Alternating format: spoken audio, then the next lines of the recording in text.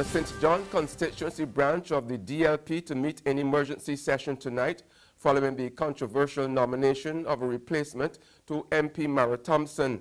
That's our top story in our Barbados Today morning news update for Friday, April the 13th. I'm Emmanuel Joseph.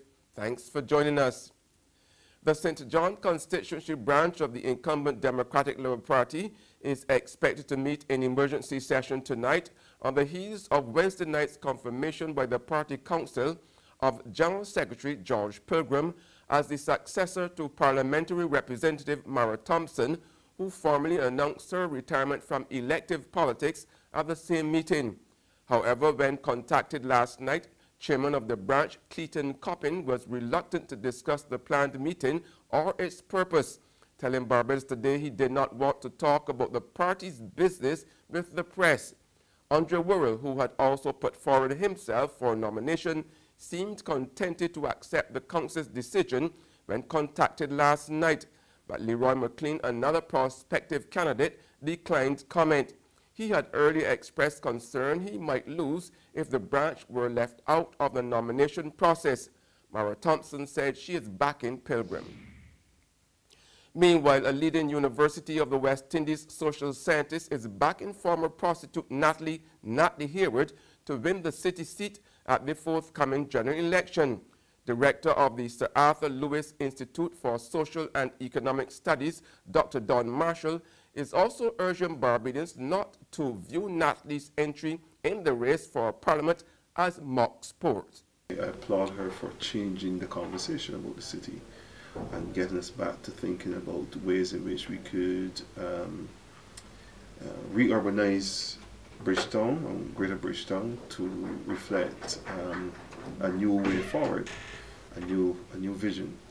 And while she has not articulated it all in one place, there's a sense in which, because she's there to focus on the immiseration and the poverty of the city, that the other candidates are forced to raise their game and to think strategically about the way in which the city can be transformed. So that's good. I applaud her for that. She's already won in my books, and that is not something to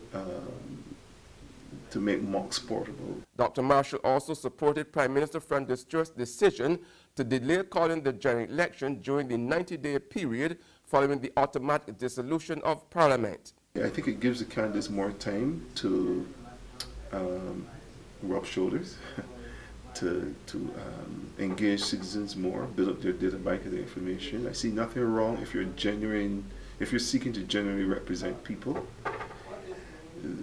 that you should feel that this period is an extended period. There's nothing wrong with going and having this elaborate time for canvassing. I actually am enjoying the fact that the people have a chance to, in this period, to see wannabe representatives a bit more than normal.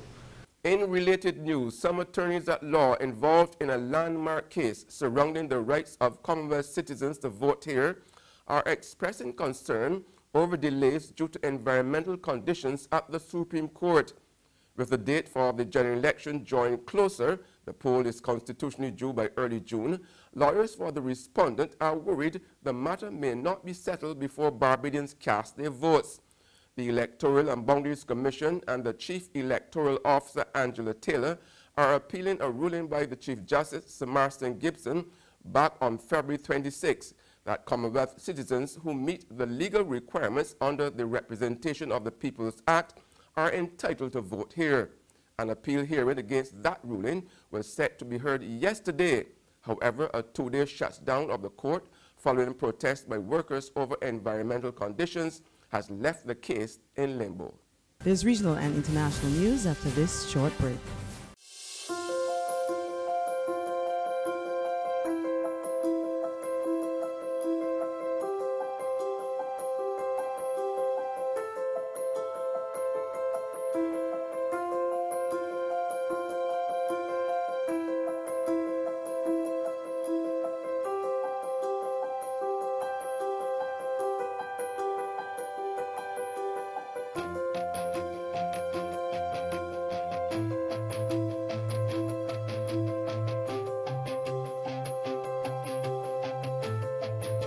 Barbados Today, news you can trust. Welcome back with news from the region now. A mother in Guyana has been sentenced to 98 years behind bars for poisoning her 2 children to death with carbon tablets in 2014. The judge said the evidence proved that it was a premeditated act by Awina Rutherford.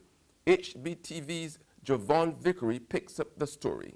On Monday, the 12-member jury at the High Court found the 25-year-old mother guilty of killing her 2 children by way of poisoning. Awina Rutherford was found guilty in March, but the sentencing was deferred. In handing down the sentence, Justice Navendra Singh questioned why the capital charge of murder was not instituted, rather than the lesser count of manslaughter. Nevertheless, Justice Singh sentenced Awina Rutherford to 98 years imprisonment, 45 years for the first count of manslaughter, and 53 years for the second count. The sentences are administered consecutively. 1-year-old Jabari Cadogan and 4-year-old Odacia Cadogan ingested 2 halves of 1 carbon tablet, which resulted in their deaths on March 27, 2014. Rutherford was also hospitalized after ingesting the same poisonous substance. She maintained that the tablets were given to the children accidentally. However, during the trial, witnesses testified that Rutherford displayed signs of depression. It was further stated that Rutherford had reportedly confessed to the crime.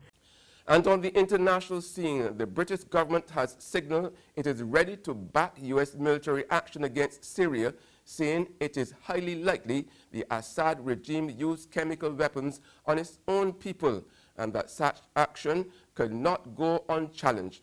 This report from the CNN. More than 400,000 people have died since the civil war in Syria began in 2011. The huge number of deaths is appalling, but so are the controversial tactics used by both sides. The Assad regime was accused of attacking civilians, while rebels were accused of holding residents as human shields. The US and other Western states believe the Syrian government is responsible for chemical attacks, which they deny. Chemical warfare is banned by international law. The UN has documented at least 34 incidents of chemical attacks used in the conflict. At least 2 involved the nerve agent sarin. In 2012, President Obama proclaimed that any chemical warfare would be a game changer for the US. A red line for us is we start seeing a whole bunch of chemical weapons moving around or being utilized. But after more than 1,300 people were killed in a sarin attack, the US took no action. Later, the Syrian government agreed to destroy its stockpiles of the weapons. 4 years after, in 2017, the Assad regime launched another sarin attack, killing more than 80 civilians. In response, President Donald Trump ordered a missile strike on a Syrian airbase. These heinous actions by the Assad regime cannot be tolerated. In April 2018, a suspected chlorine gas attack killed at least 48. And that's news, but for the very latest, visit our website at www.barbadostoday.bb. You can also subscribe to our e-paper, email updates, or like us on Facebook.